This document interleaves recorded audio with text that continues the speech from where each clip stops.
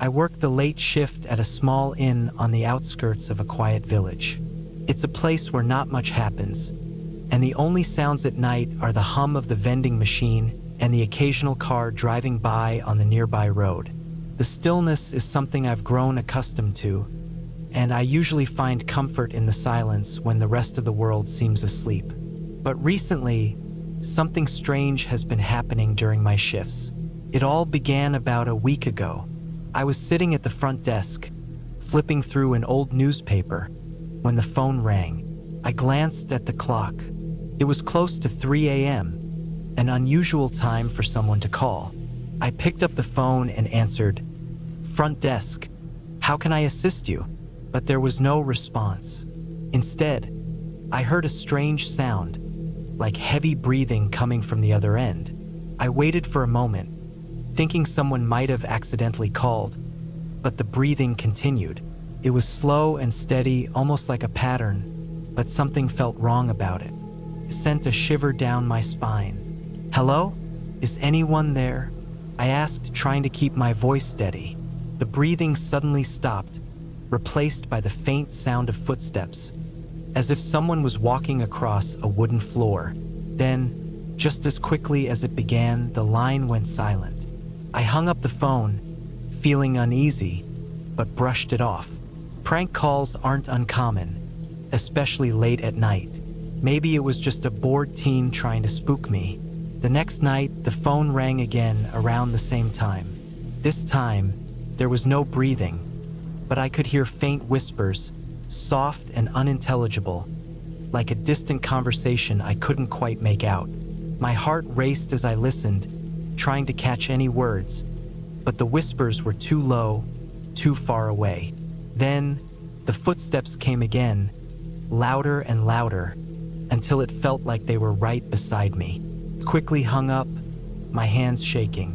I checked the inn's log to see if any guests had checked in that night, but the only occupied rooms were the ones I already knew about. The other rooms were supposed to be empty, but when I looked at the phone's display, it showed that the call had come from one of those vacant rooms, room 104. My stomach turned. For the next few nights, the calls continued, and each time the sounds were different. Sometimes it was the creak of a door opening. Other times, I heard the faint melody of a music box playing a haunting tune. But the calls always came from a different empty room, and every time I checked the rooms afterward, I found nothing unusual. The beds were made, the lights were off, but something always felt slightly out of place. A chair moved a bit, a curtain drawn too far. Little things that didn't seem right. By the end of the week, I was on edge. Every time the phone rang, my heart skipped a beat, and I braced myself for whatever unsettling sound would come through the receiver. I began dreading my long, lonely shifts, fearing what might happen next. One night, after another call from an empty room, I decided to investigate. I had to figure out where these calls were coming from.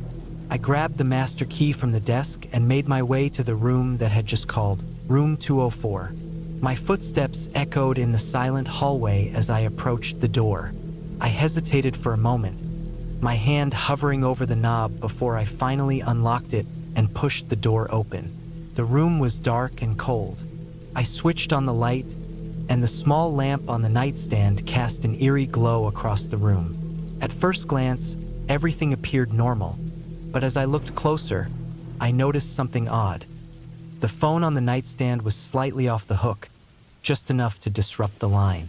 I felt a chill as I reached out to hang it up properly. Then, I noticed a slip of paper peeking out from under the phone. I unfolded it and found a list of names I didn't recognize.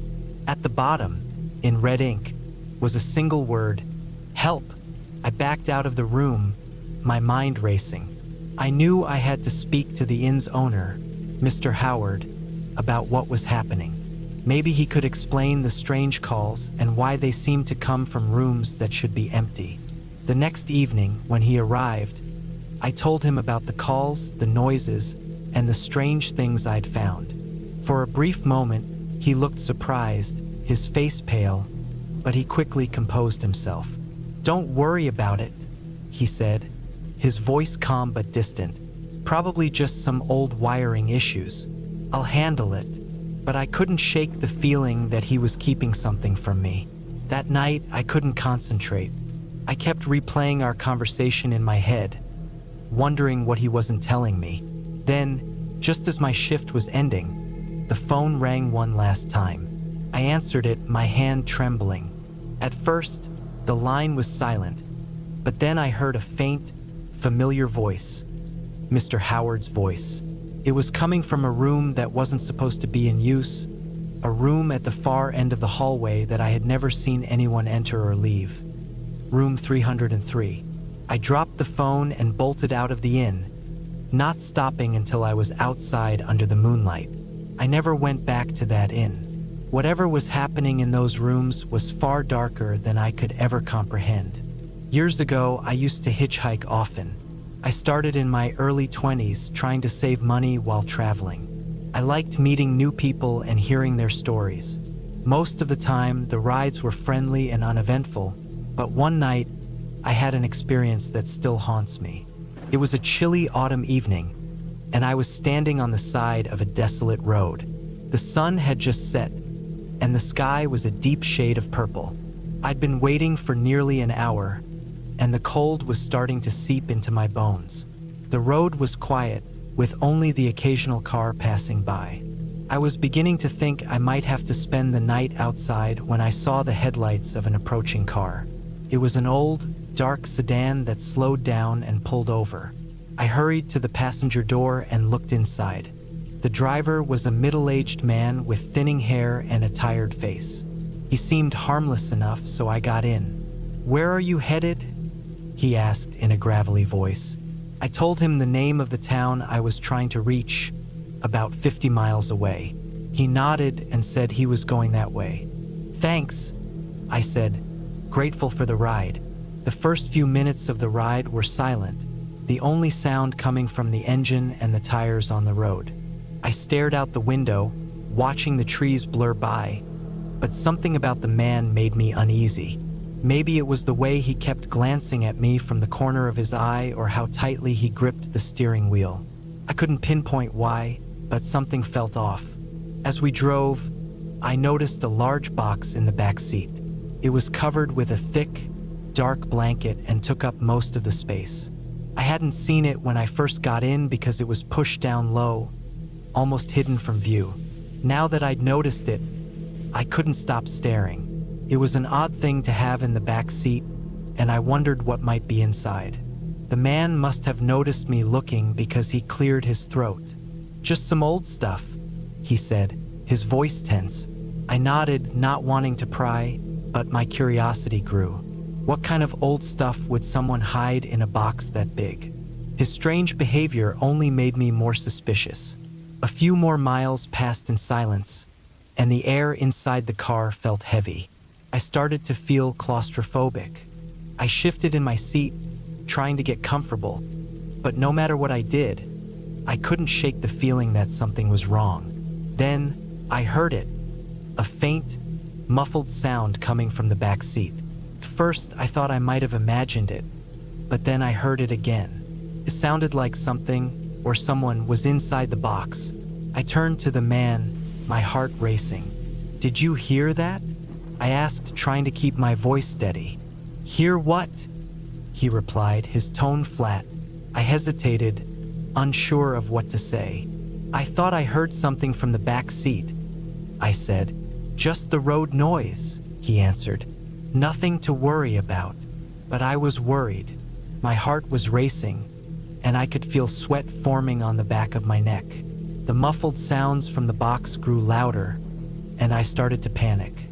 I glanced at the door handle, my mind racing. We were on an empty stretch of road with no other cars in sight. If I jumped out, I could get hurt, or worse, but staying didn't feel safe either. As I weighed my options, the man started humming a low, eerie tune that sent chills through me. His grip on the steering wheel tightened, and the humming grew louder and more frantic. I knew I had to do something. I reached for my phone, trying to be discreet, but the man saw me. His eyes flashed with anger, and he grabbed my wrist. "No phones," he hissed. I pulled my hand away, my heart pounding. The car was still moving, and the strange sounds from the backseat were growing louder.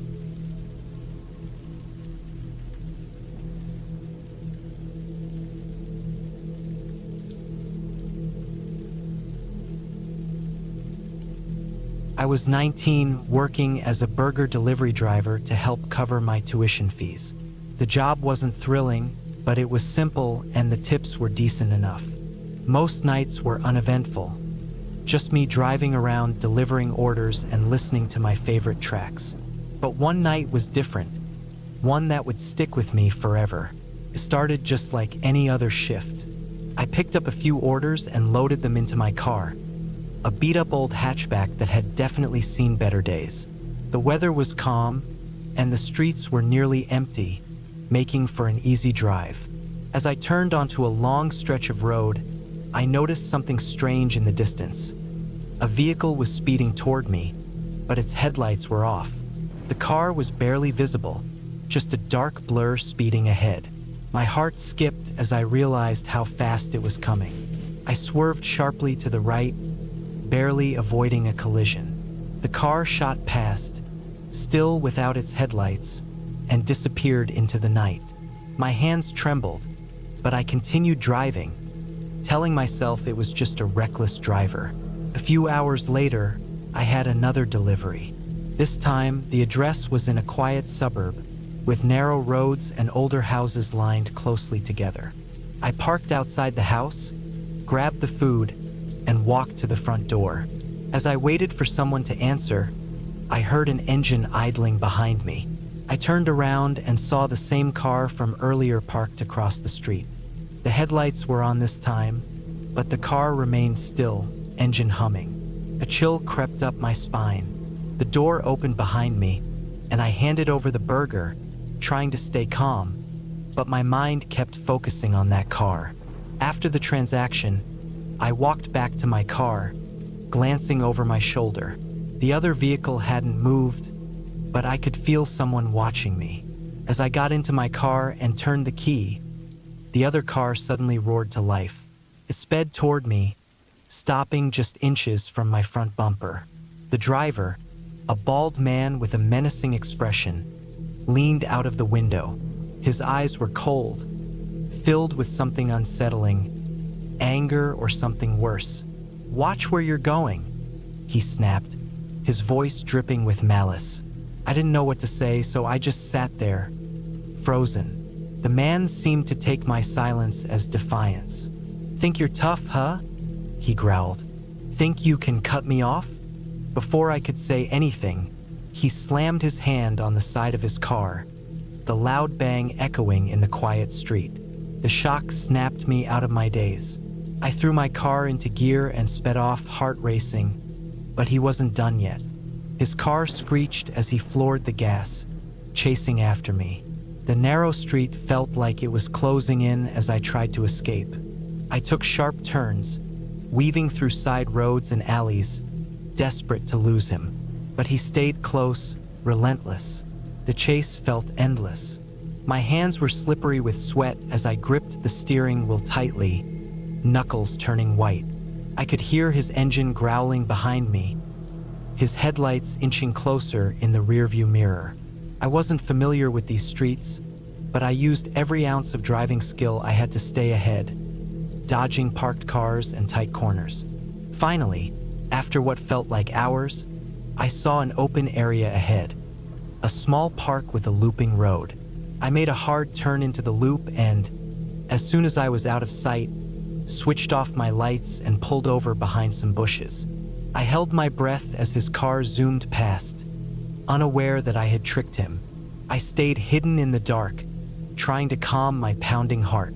I didn't move for a while, afraid he might come back. Eventually, the roar of his engine faded, leaving only the sound of crickets in the distance. I didn't see the car again for the rest of that night, but the fear lingered. Every corner I turned, I half expected to see those headlights or hear the growl of that engine behind me. I finished my deliveries, but I was on edge, scanning the road constantly. A few nights later, while on another delivery, I spotted the car again. It was parked at the end of a neighborhood, partially hidden in the shadows. My stomach tightened as I drove past, praying he wouldn't notice me. But as soon as I passed, the car pulled out and began following me. I tried to stay calm, focusing on the road, but my mind was racing. I needed to lose him, but the streets were empty, and there was no one I could ask for help. As I pulled up to my next stop, I saw a man waiting on the porch for his order. Desperation took over. I rushed to him, practically shoving the food into his hands. "Please," I whispered, glancing back at the car. "Can you help me?" His eyes widened, taking in my panic. He didn't ask questions, just nodded and grabbed his phone. I noticed the car parked at the far end of the street, the driver watching us closely. I felt trapped, like prey caught in a snare. The man spoke to the police, giving them our location while I stood there, trying to hide my fear. It felt like ages before I heard the distant wail of sirens. As soon as the sound reached us, the car at the end of the street roared to life, tires screeching as it sped away into the night. When the police arrived, I explained everything, but the man was long gone. They searched the area but found nothing. They reassured me they would keep an eye out, but I knew he was still out there somewhere watching. After that night, the feeling of being watched never left me. Every time I got behind the wheel, I was on high alert, scanning the roads for that car, for that man. I never saw him again, but the fear lingered. The memory of those headlights, of that wild chase through the narrow streets, stayed with me, a constant reminder of how close I came to something terrifying.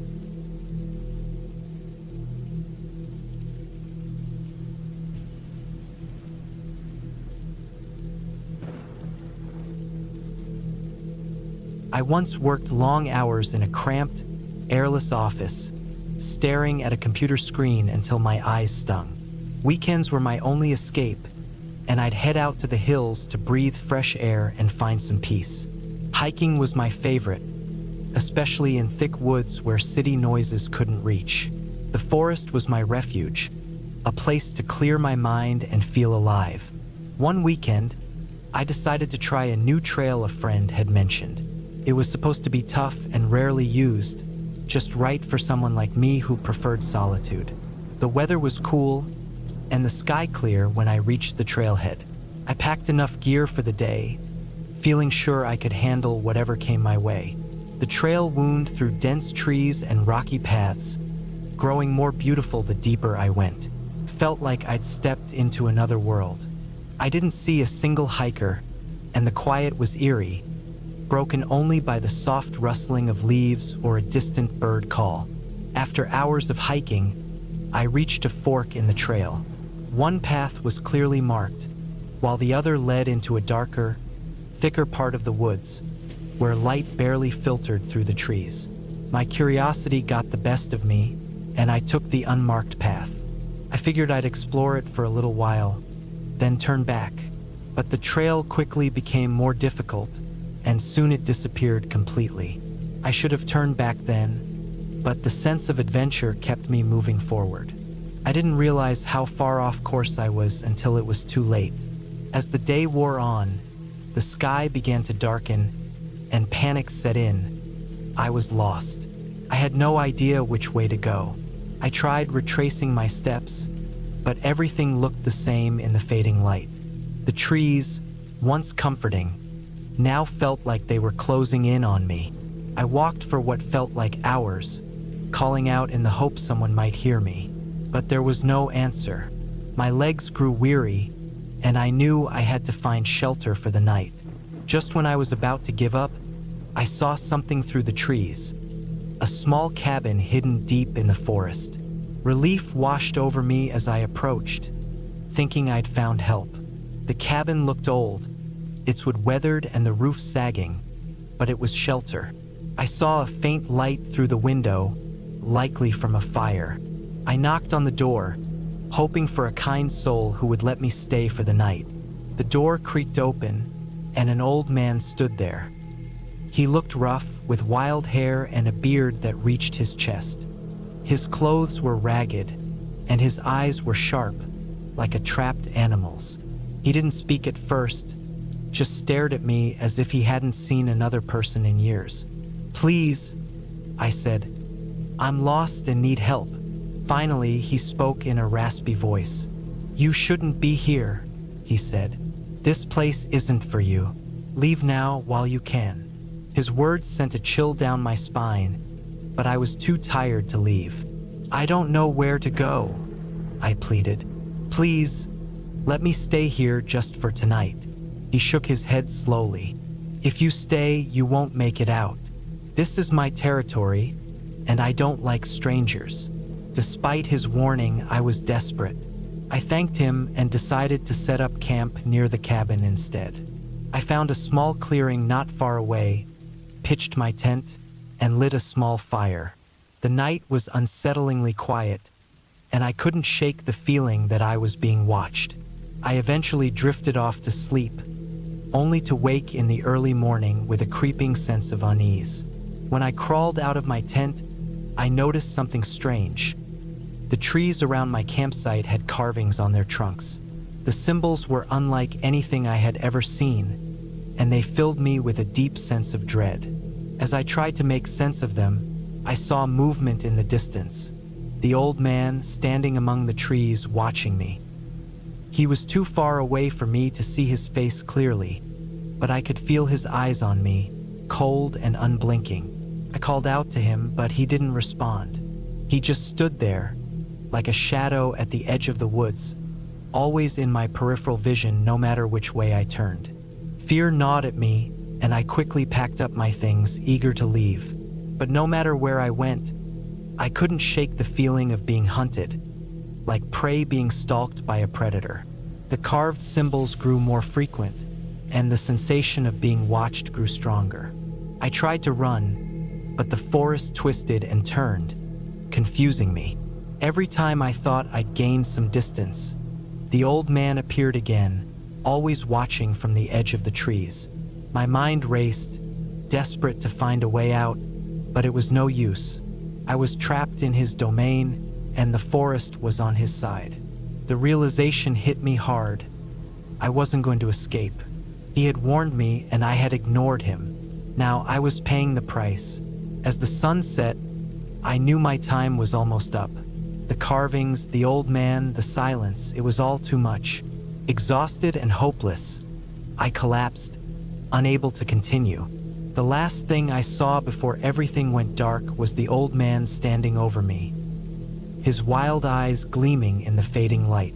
He didn't have to say anything. I knew what was coming. I had entered his world, and I would never leave. Make sure to subscribe to our channel for more eerie stories, and don't forget to share them with your friends and family. We appreciate your support.